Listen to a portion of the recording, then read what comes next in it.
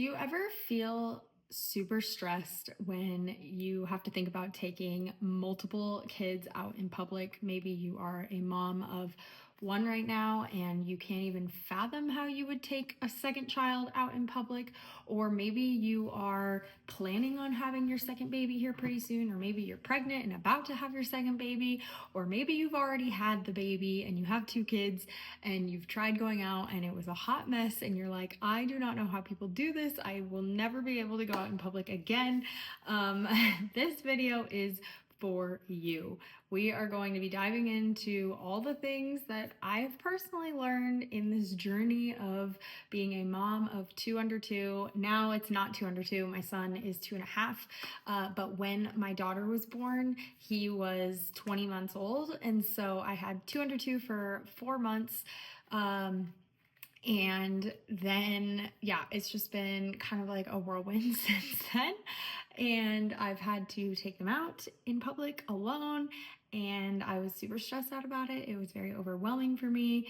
And I didn't know what to expect. I was embarrassed. I felt really unprepared and just all the things. I've learned a lot. So now I feel much more confident. I'm still not perfect. There's a lot of things I'm learning, and it'll probably always be like that because kids are always changing and there's new things happening. And so it's probably never going to be perfect, but I am here to hopefully shed some light on the situation for you so that you can feel a lot more prepared going out in public and doing your errands and whatever it is that you need to do, and feel equipped to do so and confident in all the things.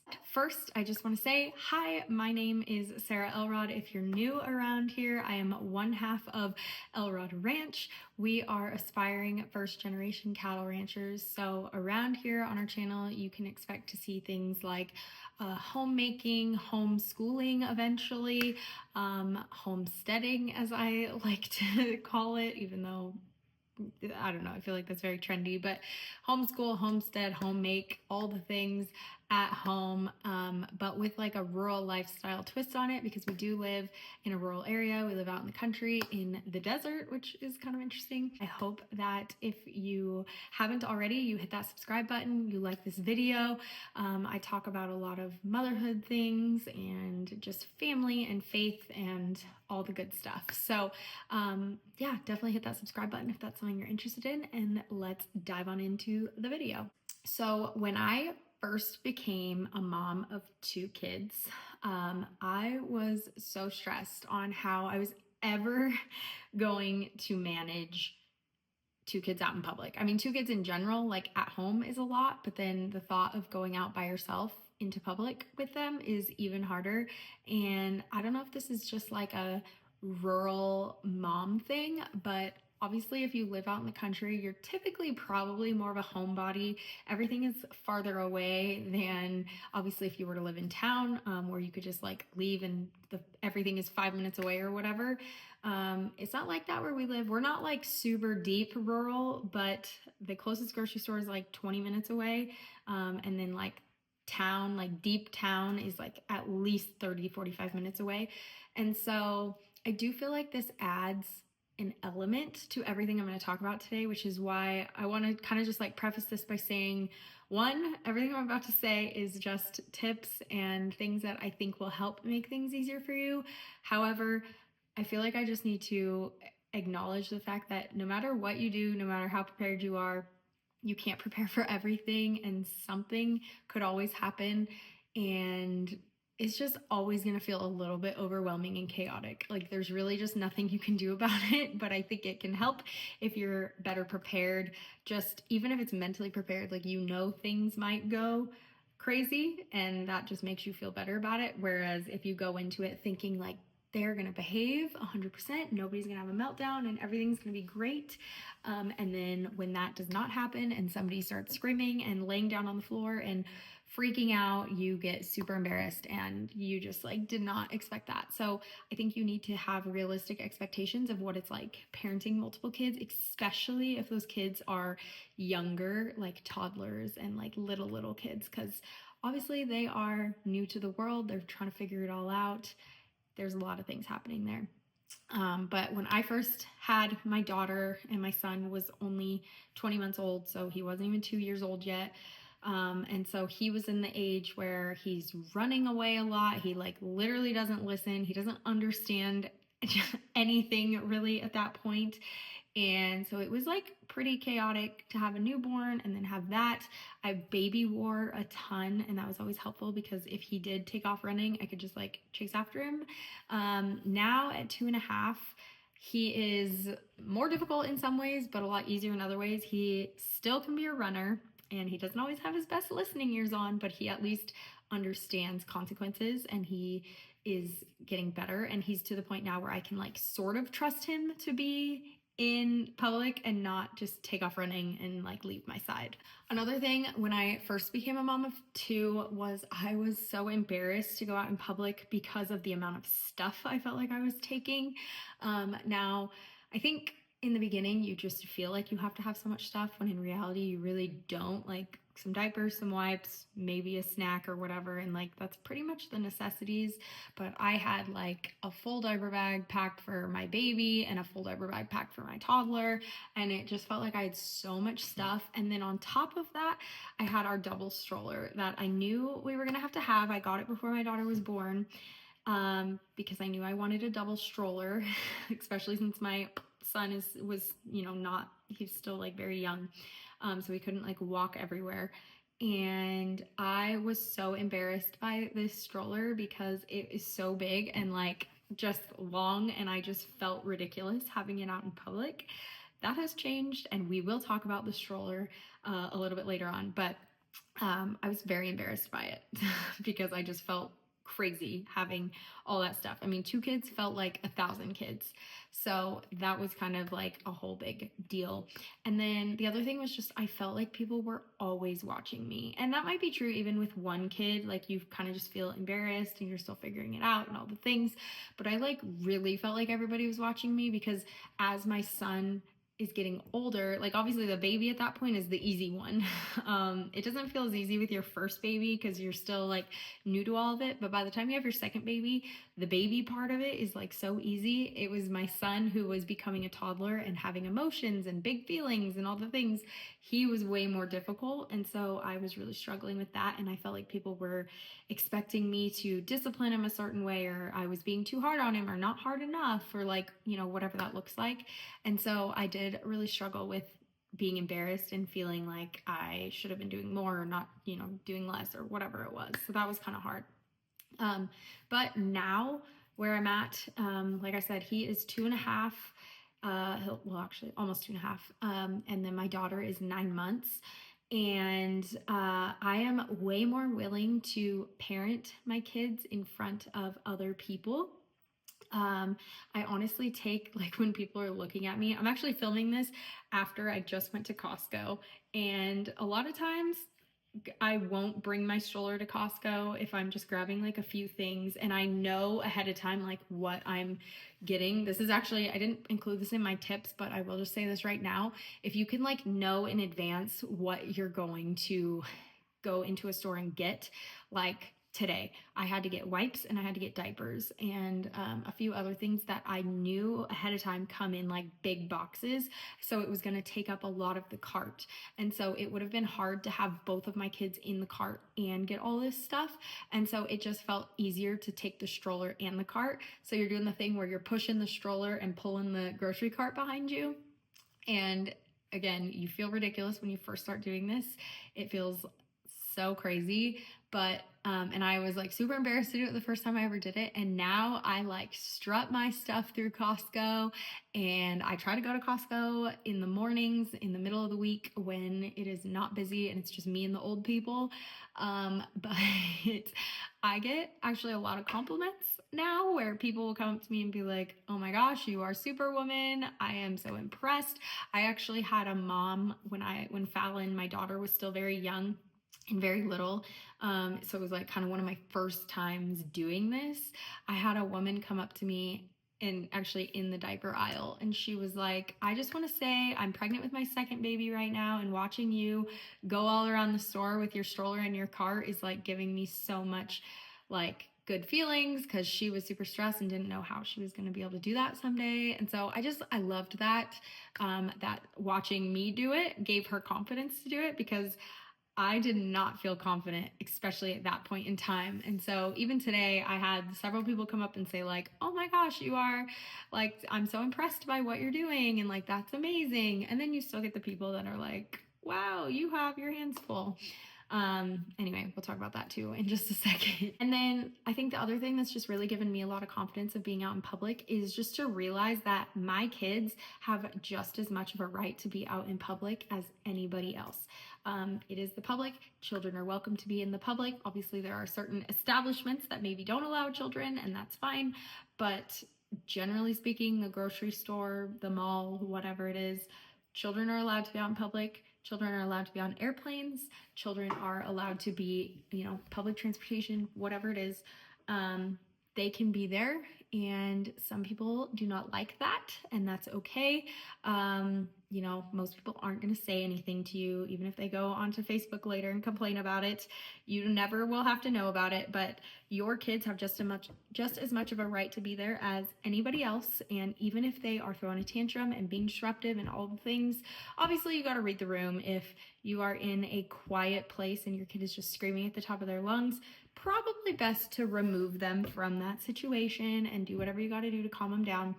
But if you're out in public and it's people are talking at a normal volume and whatever, and your kid has a meltdown, you can try to de-escalate that situation as quickly as possible, but don't feel like you have to just like get embarrassed and run out the store and never come back.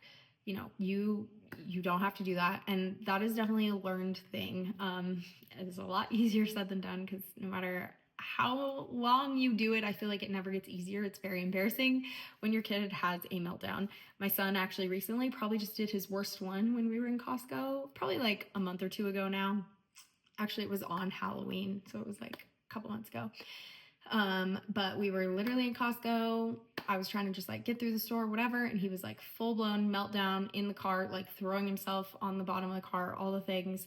And he actually picked up the container of sour cream that was in the cart and he threw it on the floor and it exploded. And there were people around, and I was in tears, trying not to cry in the middle of Costco, trying to just like pull myself together and like get out of the store as fast as I possibly could. It was so horrifying. But, people are nice. They want to help you.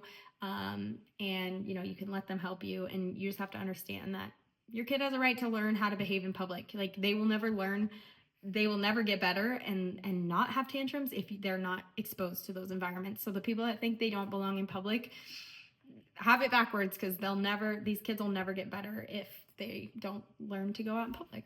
So the people that say the comments of like, you have your hands full, you get that all the time. I'm just going to warn you, especially if you're doing the whole pushing the stroller, pulling the cart, and like you just are taking up a lot of space.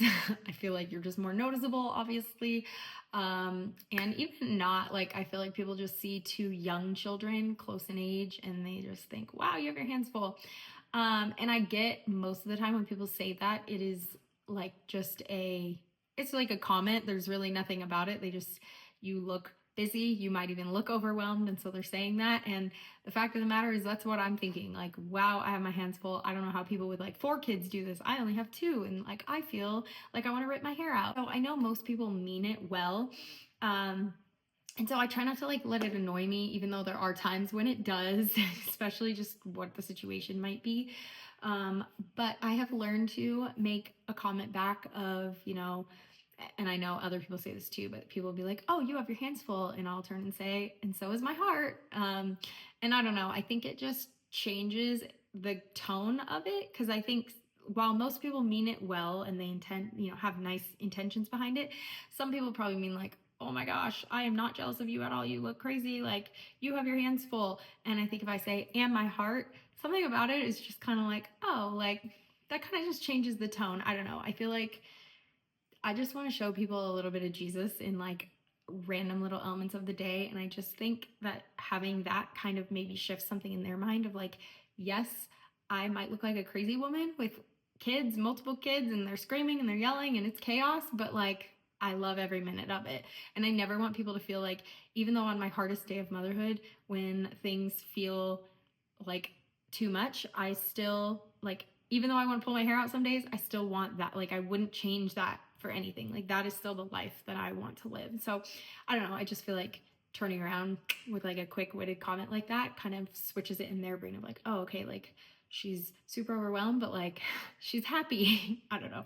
Maybe that's just me, but that was like the world's longest little intro ever. So we're going to dive into like 5 key tips and tools that I have to share on this topic. And like I said kind of earlier, these are mostly intended for rural living people, although all of them will work for any kind of situation.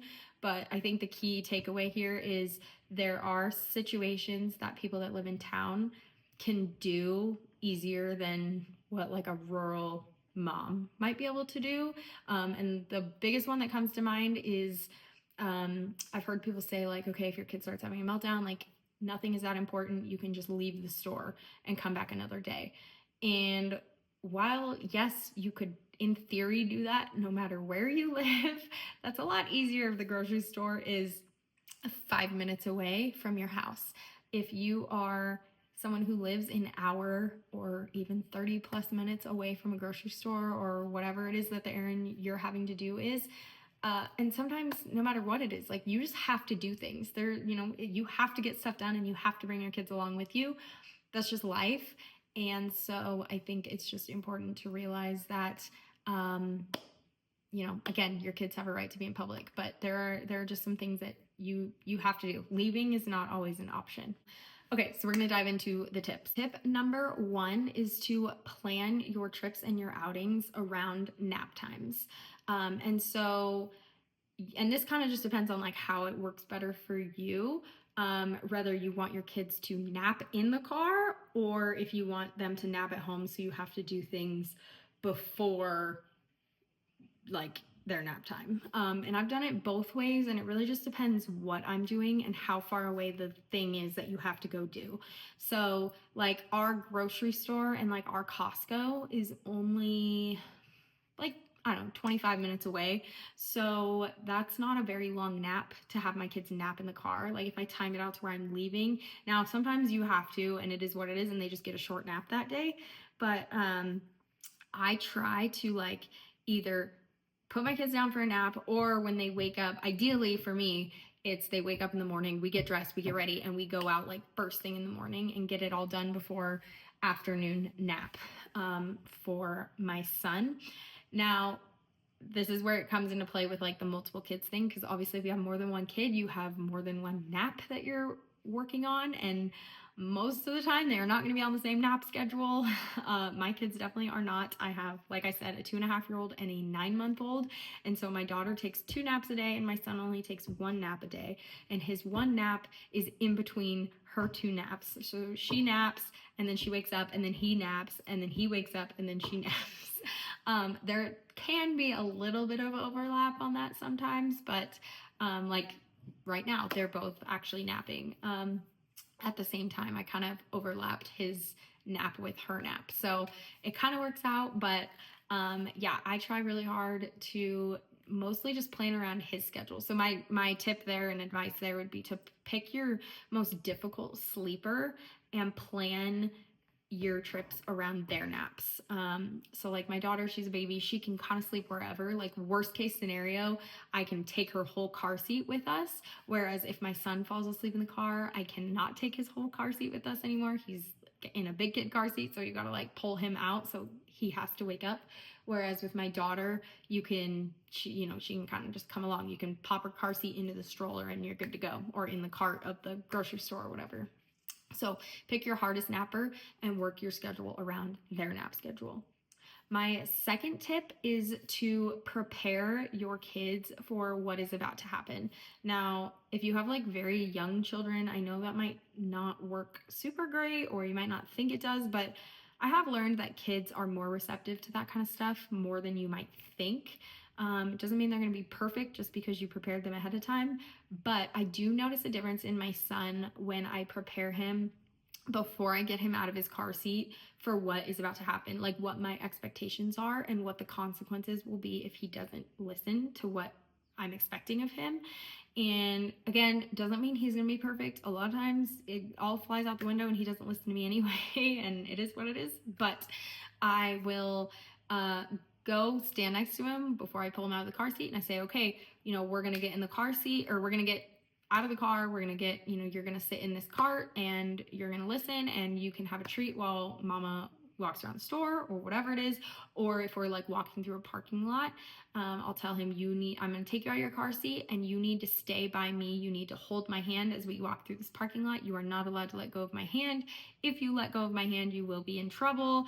Whatever that is, you will get your toy taken away. You can't walk, like whatever it is, I feel like preparing my kid, because my son, he kind of wants to walk a lot right now, and so I do have to tell him, like, it's a consequence. If you can't stay by me and you keep running off, then the consequence is you're not going to be able to walk. You have to sit in the cart. And then side tip on that, if you do have a kid that like really likes to walk and doesn't want to sit in the cart, you'll see later on in the video, I have these like clip things that I put on my stroller that are really good for like hanging your diaper bag on it or clipping your grocery bags to it. But I also did this with just the regular grocery cart the other day, where I just clipped it to the outside of the grocery cart and it made like a handle that was like his height. And I told him, like, you can walk, but you have to hold on to this next to the cart. And it worked, not the whole time, but it did work for a while, like maybe 10 minutes. He like actually held on to it and walked with me. So that was really cool. I did really like that. The third tip is to have like a special snack or a special treat available only when you're out in public with your kids. So like, this isn't something that they get at home. Usually it's something that they only get when they are out and obviously behaving, or it can be the tool to help them behave. I do try to keep these snacks and little treats. It could also be a toy too. It doesn't have to be like food related necessarily, but my children are very food motivated. But I try to keep these things healthy. But worst case scenario, I have a stash of secret M&Ms that I keep inside of my diaper bag.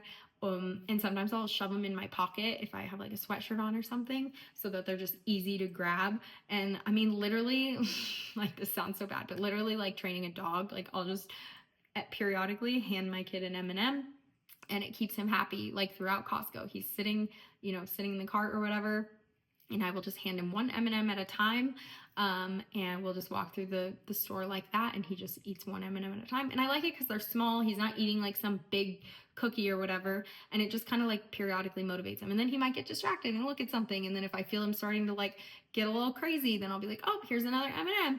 And it kind of just, bribery isn't necessarily my first choice, but you gotta do what you gotta do. And he doesn't really get M&Ms like at home. It's kind of just like a out in public thing. So it helps things, in my opinion. And like I said before, if you are judging me on that right now, if you're thinking like, oh my gosh, you bribe your kids, or oh, you're just giving them candy to like make them listen to you or whatever, if you're judging me right now on any of that and you do not live far away from a store, like, please just don't go away, because you will not understand like the necessary need it is to get something done. And sometimes that is the last resort. You just gotta get through it, and you're gonna give your kid whatever it takes to get them through it happy. So it is what it is. Tip number 4 is to be confident in parenting publicly. So we kind of touched on this before, but there are a lot of like older generations I've found that often will say like they take their kids to the restroom, or they take them outside or whatever, and then they'll go like spank them or discipline them or something somewhere else if their kid starts throwing a tantrum in the middle of the store. And I'm not here to judge any of those decisions. I'm not like anti-spanking, but that's not my first choice. Typically, we do try to do other methods. And in public, you are just not going to catch me leaving the middle of the store to go find the bathroom, especially in a store like Costco, where it's so big and the bathrooms are like so far away. By the time I would get all the way to those bathrooms, my kid is going to forget about what they did, and there's no point anyway.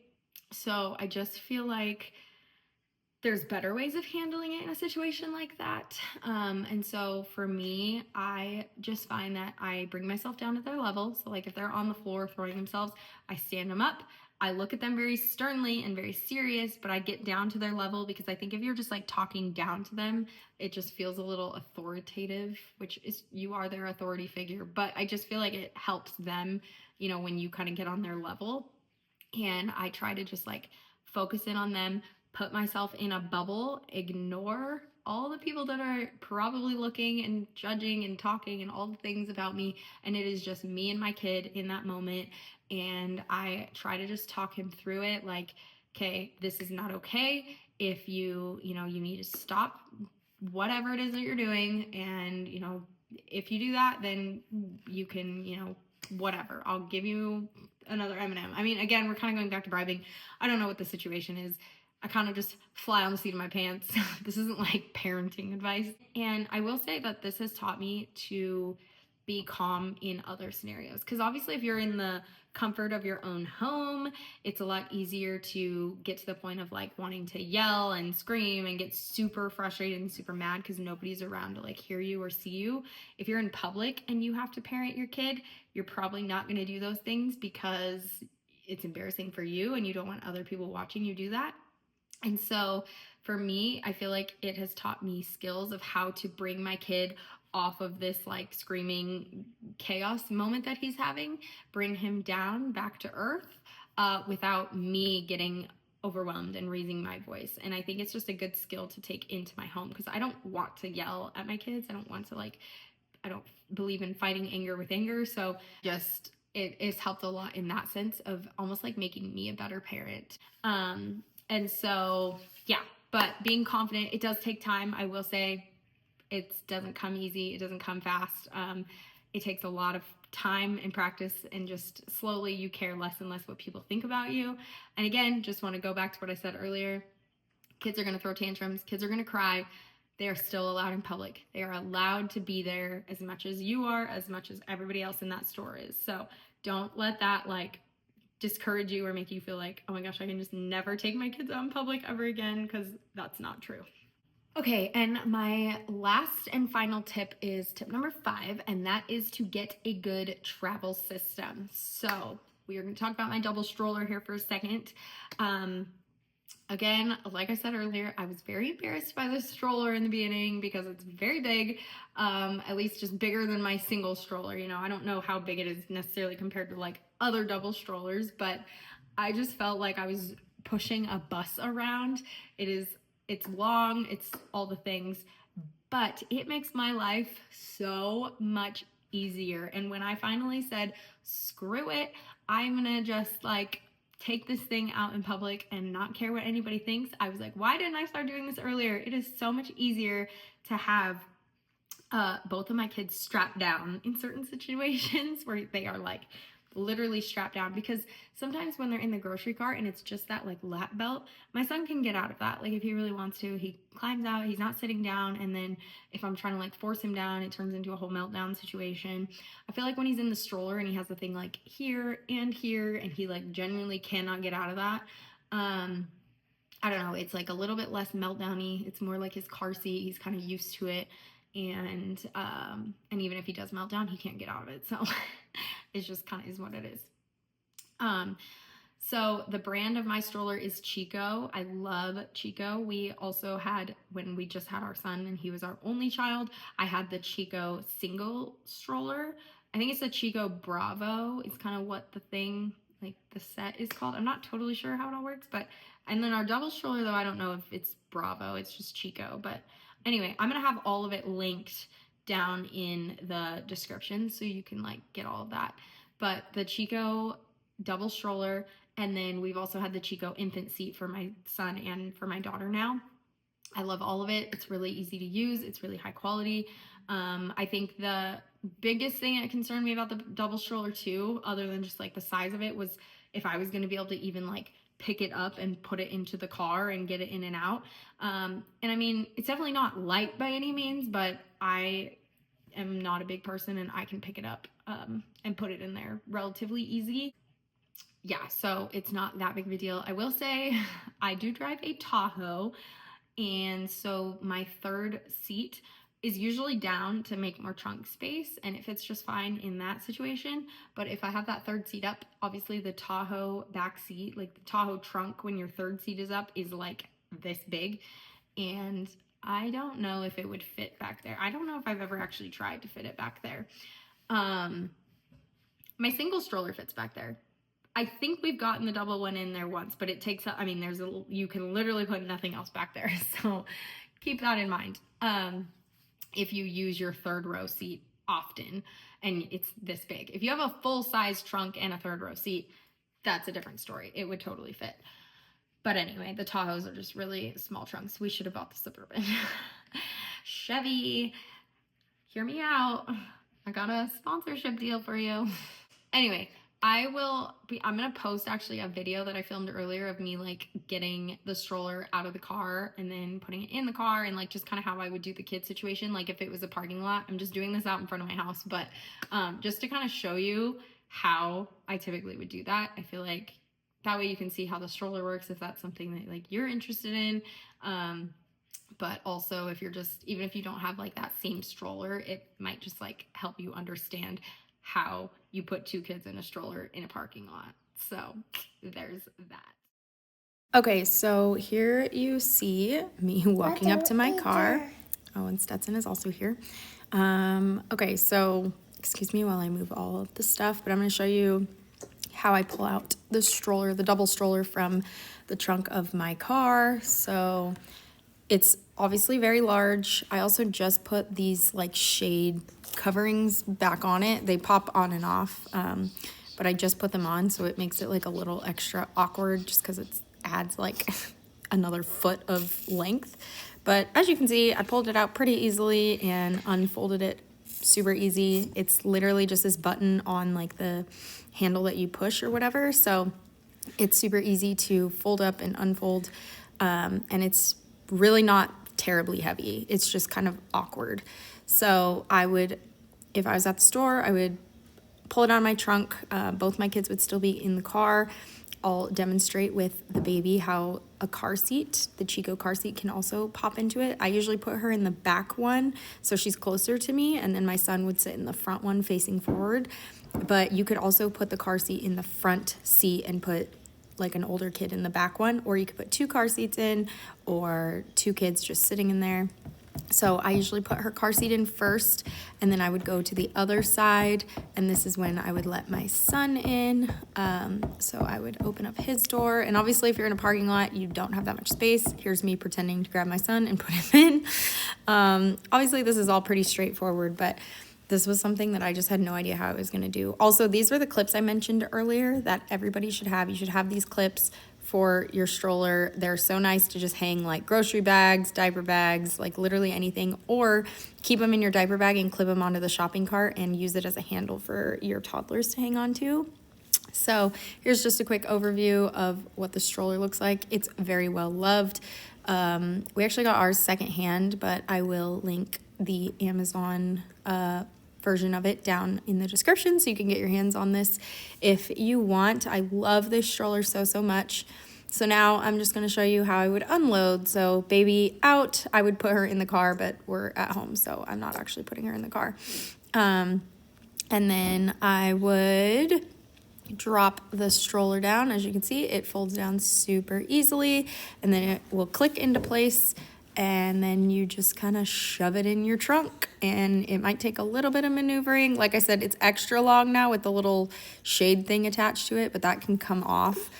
And with that is all my tips and all my advice. I mean, I'm sure I have more than that, but those are like the main things that I could think about, and that's probably all I can get to during this nap because I have to start dinner here pretty soon.